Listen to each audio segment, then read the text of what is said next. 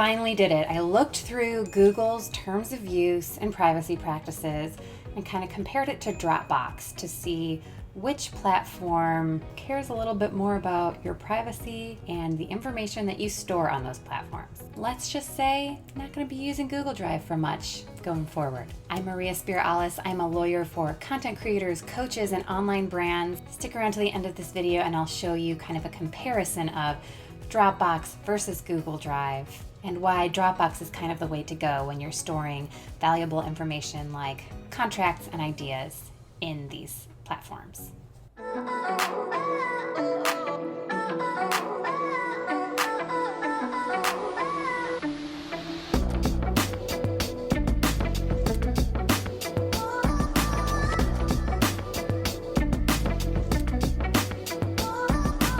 So the question that I'm asking here is not so much, is your information stored on Google Drive or Dropbox private from other people so much as it is private from those organizations, those platforms.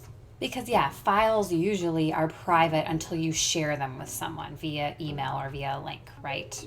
So here is what Google's policies say. They may review content in your Google Drive, Google Docs, etc. to determine whether it's illegal or whether it violates their program policies. I like the last sentence on this, but that does not necessarily mean that we review content, so please don't assume that we do. We may, but that doesn't mean that we do. So let's look at the program policies. Here are all of the different program policies that Google has, and it's a lot. But the ones I'm looking at are misleading content and personal and confidential information. Misleading content. My problem with that is that it's kind of a matter of opinion. If you want to get all political about it, what might have been misleading 4 or 5 years ago is not the same as what might be misleading now or next year. I'm not going to go through it all with you. You can go and look at it yourself. But the thing is this, if Google can look through your drive and your documents for misleading content, then they can look through it. You wouldn't know misleading content is there unless you're combing and looking for it. It just kind of gives me an icky feeling because that doesn't necessarily mean that we will, but we can language. And the fact that misleading is kind of, again, a matter of opinion.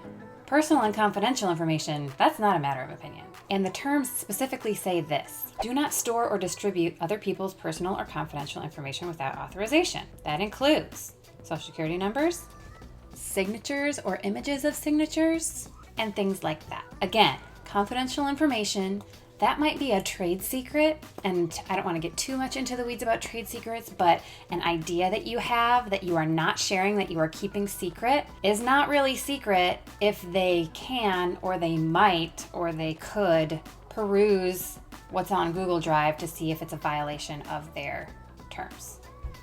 Also, images of signatures. Well, if you're collecting signatures on a contract, that's an image of a signature. So yeah, Google, I don't really love these terms, so I wanted to look at Dropbox. Dropbox has an acceptable use policy. This reads much better. It gives me a little more comfort, not just as an attorney, but as a user of cloud software. But its things are a little bit more comfortable. You can't do any of these kinds of things with Dropbox. Violate the law in any way. Okay, that's crystal clear. Violate the law is much more clear. Violate the privacy or infringe rights of others. Again, clear. Advocate bigotry or hatred. These are much clearer words to me than what's in Google's gobbledygook. And it doesn't say anything about reviewing content that's in there. It says that Dropbox can take appropriate action if they learn that that kind of content is in there, but there's not that kind of we are watching you and we have the right to look through your files the same way that Google does. So I hope that this gives you a better idea of what's really in the terms of use for Google Drive versus Dropbox, and I'll see you next time. Head to spear-ip.com/resources for my latest free resource for coaches, content creators, and online brands.